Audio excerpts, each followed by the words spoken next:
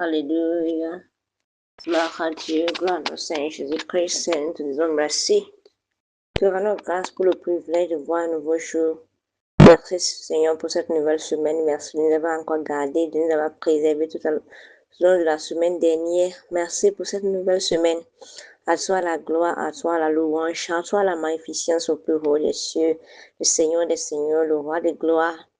Le Dieu Tout-Puissant, le Dieu trois fois saint, te rendons grâce du fond de notre cœur, nous te disons merci. Merci parce que tu es fidèle, merci parce que tu es bon. Merci Seigneur Jésus-Christ. Nous remettons nos cœurs. Tout ce que nous avons, Seigneur, à tes pieds ce matin, viens prendre le contrôle de tout chose, Seigneur. Tout péché que nous avons commis en acte, en pensée, en parabole, tout ce qui peut empêcher ta présence ce matin, Seigneur.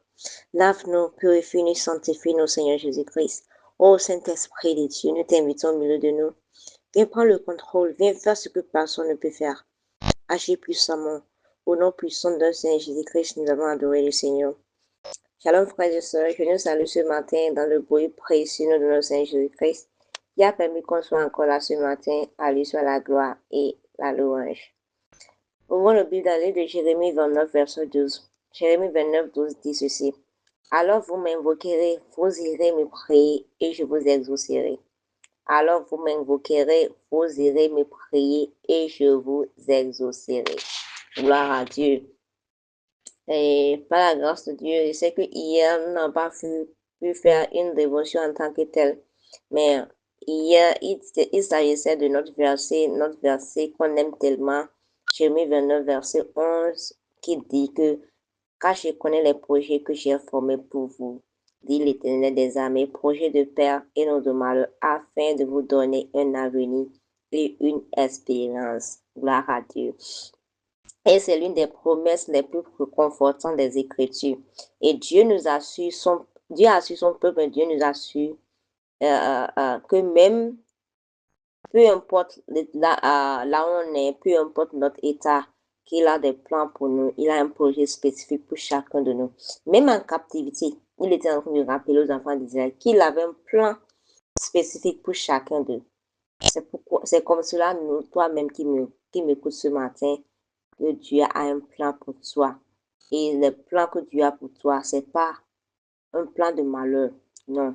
C'est un plan de bonheur, c'est un plan de paix, afin de te donner un avenir et une espérance. Gloire à Dieu. Dieu a de bonnes choses pour nous. Il ne veut pas, c'est pas dans son plan que le malheur nous arrive. Gloire à Dieu. Il a de bons plans pour nous. Et ce matin, par la grâce de Dieu, on continue avec le verset 12 qui dit que alors vous m'invoquerez, vous irez me prier et je vous exaucerai. Gloire à Dieu.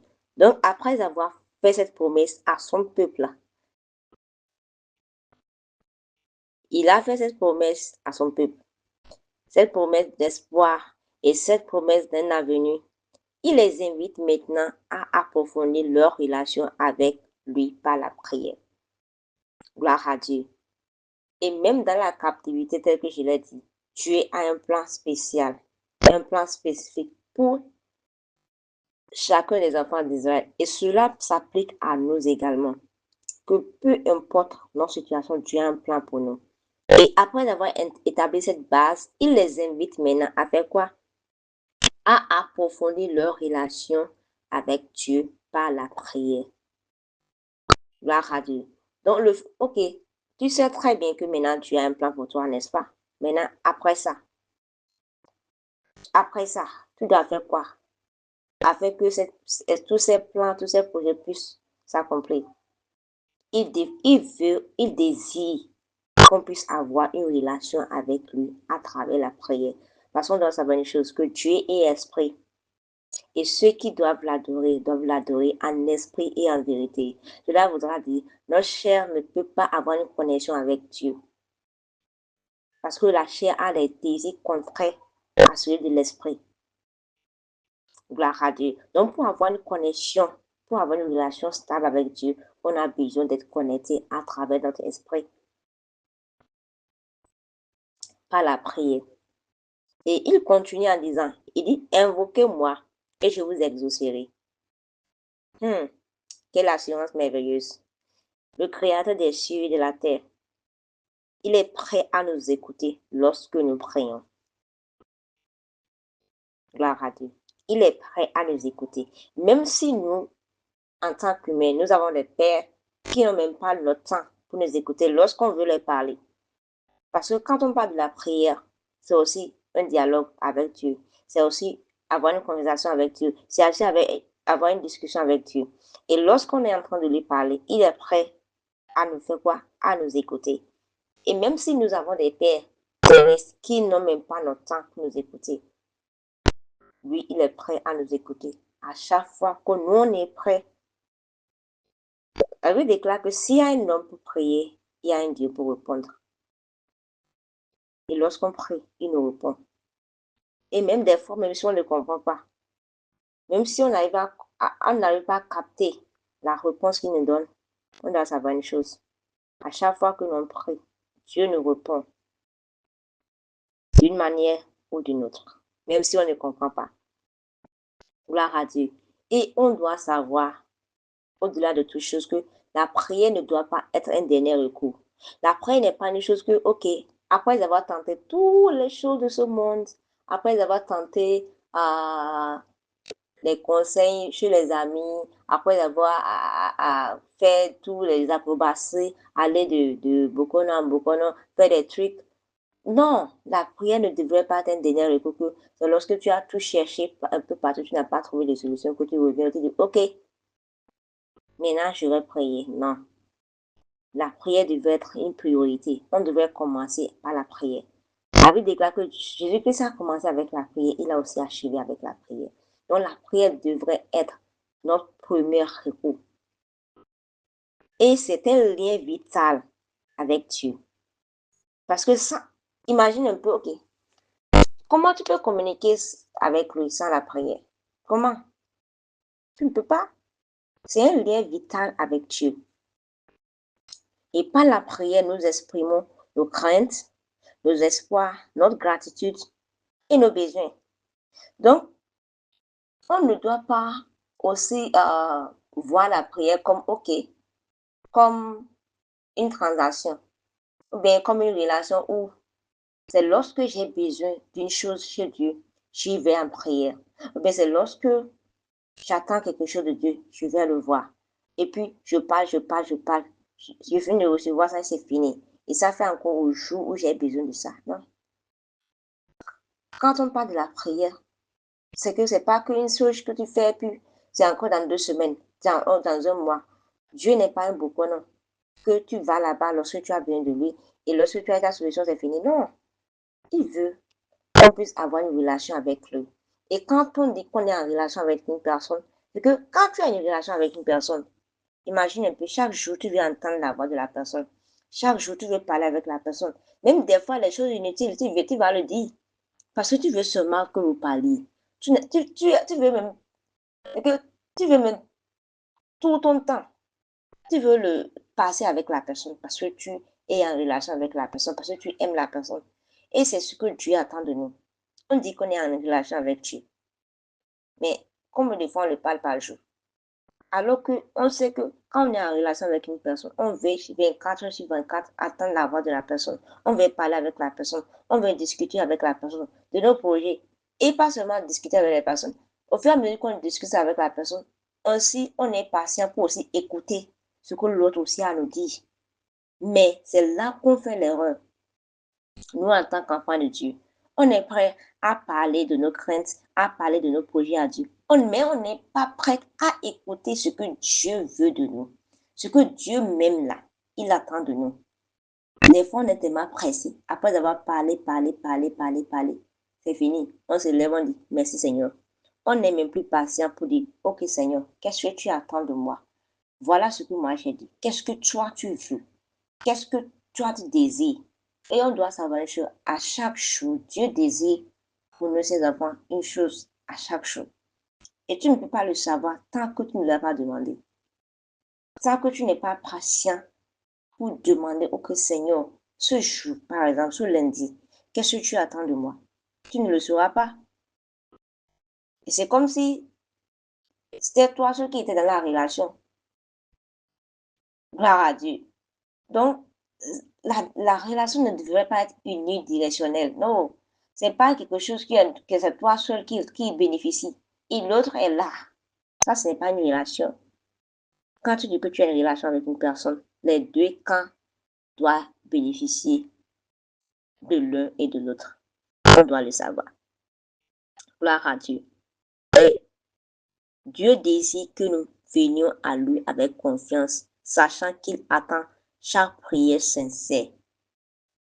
La Bible déclare que la prière sincère du juste est d'une grande efficacité. La prière sincère du juste est d'une grande efficacité.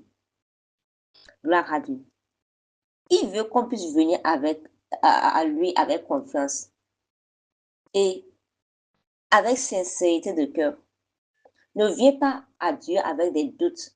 Oh, si je prie, mais est-ce que Dieu va exaucer? La Bible déclare qu'une personne qui a des doutes ne va rien recevoir de Dieu. Gloire à Dieu. Parce qu'il serait comme, comment dire, de l'herbe sous l'eau. Vous avez vu, l'herbe sous l'eau, ça fait quoi? Ça balance, ce n'est pas stable. C'est une personne qui n'est pas stable. Donc, on doit venir devant lui avec confiance et sincérité de cœur. Parce qu'il n'y a plus de barrière entre nous et Dieu. Cette barrière qui était là, cette relation qui était brisée au jardin d'Éden, Christ est venu faire quoi? Il est venu restaurer cela. Il nous a apporté le ministère de la réconciliation. Et maintenant, on peut aller devant le Père avec assurance. Gloire à Dieu. Et si on le sait que nous avons cette grâce, on devait faire quoi? On devait aller avec lui, devant lui du moins, avec sincérité et avec confiance, sachant que si nous l'invoquons, si nous lui demandons une chose au nom de notre Seigneur Jésus-Christ, il le fera pour nous. Gloire à Dieu. Et même s'il y a des fois où on a l'impression que nos prières restent sans réponse ou que Dieu est silencieux, on doit savoir une chose. Même le silence de Dieu a une voix. Le fait que tu pries et que Dieu est silencieux ne veut pas dire que Dieu n'attend pas. Dieu attend très bien. Sûrement que ce n'est pas encore le temps. Même si Dieu est silencieux, on doit avoir l'esprit de discernement pour pouvoir discerner qu'est-ce que Dieu est en train de m'apprendre même dans son silence. Ok, je suis en train de prier pendant 5 ans, 7 ans pour une chose et je n'ai pas encore reçu la réponse. Dieu n'est pas bon. Il n'est pas, c'est pas un statut. Non, il attend. Il a une bouche. Il a des oreilles. Comment tu peux dire que le créateur des cieux et de la terre, celui qui a créé les oreilles, n'attend pas? Mais celui qui a créé la bouche ne peut pas parler.